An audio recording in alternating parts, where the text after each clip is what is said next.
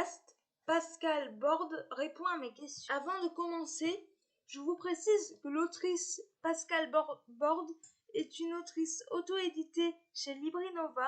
Elle a écrit le roman Lazarus bras de fer et le 7e singulier que je vous mettrai en barre d'infos. Merci à elle d'avoir répondu à mes questions. Question numéro 1. D'où vous vient l'envie d'écrire? Comment avez-vous commencé? Elle répond. Enfant, j'inventais déjà des histoires. Mais je crois que c'est en lisant les romans d'Agatha Christie que j'ai vraiment commencé à penser sérieusement à l'écriture. J'ai la chance d'avoir grandi dans une famille qui a le goût de la lecture et de l'écriture, et ça aussi, c'est inspirant. Mes premiers essais ont débuté au moment où je me suis retrouvée sans travail. J'avais du temps et je me suis mise devant mon ordinateur avec tout de suite le nom de mon personnage principal et un début d'histoire en tête. Question numéro 2.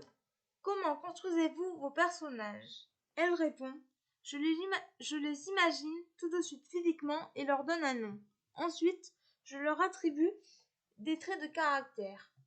Pour certains d'entre eux, il y a un lien avec des membres de ma famille, ce qui est parfois assez amusant. Question numéro 3. Quelles sont vos sources d'inspiration? Elle répond. J'ai 3 sources d'inspiration principales. L'histoire de Lazarus m'a tout d'abord été inspirée par des souvenirs d'enfance chez mes grands-parents. Ils habitaient à Paris, dans le quartier de Ménilmontant, et mon grand-père fabriquait des cannes à pêche comme dans mon roman. Ma deuxième source d'inspiration est liée au domaine énergétique. Je suis persuadée que nous avons tous un petit ange qui veille sur nous et nous permet d'avancer dans la vie. L'idée du poste radio permettant de communiquer avec des fantômes vient de là. Enfin, ma troisième source d'inspiration, les catacombes. Je n'y ai jamais mis les pieds, mais l'endroit est historiquement intéressant et aussi un peu flippant. Question numéro 4. Votre moment préféré pour écrire? Elle répond. L'après-midi. Je trouve que les matinées passent trop vite et j'aime avoir du temps devant moi. 5e question.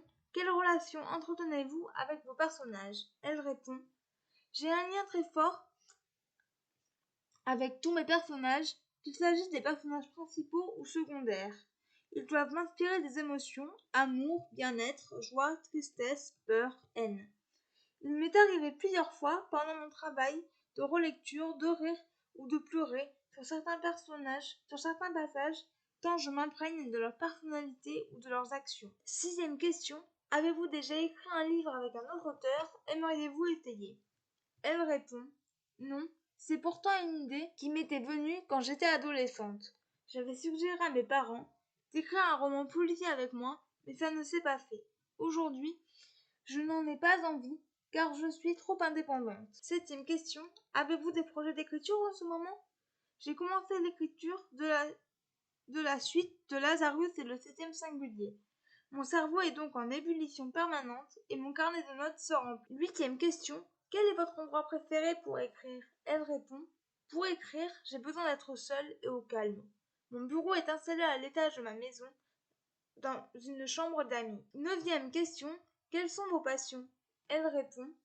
Je suis une grande sportive et en dehors de ma passion pour la lecture, j'aime randonner, courir, nager, voyager. La nature et le monde animal me fascinent également et je prends part, à mon petit niveau, à tout ce qui peut être amélioré dans ces domaines. Question numéro 10. Votre signe astrologique? Elle répond. Je suis bélier. Je fonce d'abord et je réfléchis ensuite. 11e question. Si vous étiez une capitale mondiale, quelle serait-elle? Elle répond.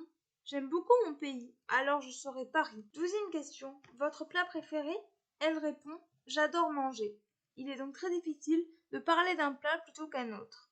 D'une manière générale, j'aime les plats simples et familiaux, mais en y réfléchissant bien, j'ai un petit péché mignon, un cornet de vrais frites belges.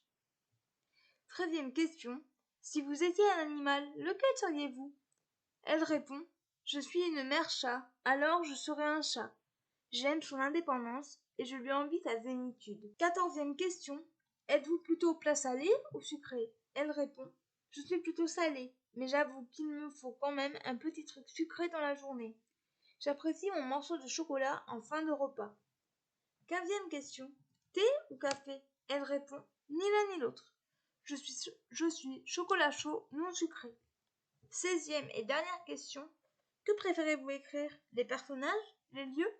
Elle répond: mes personnages sont très importants pour moi, mais pour les faire évoluer dans mon histoire, il faut que les lieux correspondent à l'idée ou l'ambiance que je veux faire passer. La description des lieux est donc primordiale si je veux emmener mes lecteurs dans mon univers. Voilà, c'en est tout pour ce podcast. J'espère qu'il vous aura plu. Je remercie encore une fois Pascal Borde d'avoir bien voulu répondre à mes questions et je vous retrouve très bientôt pour un nouveau podcast. Ciao!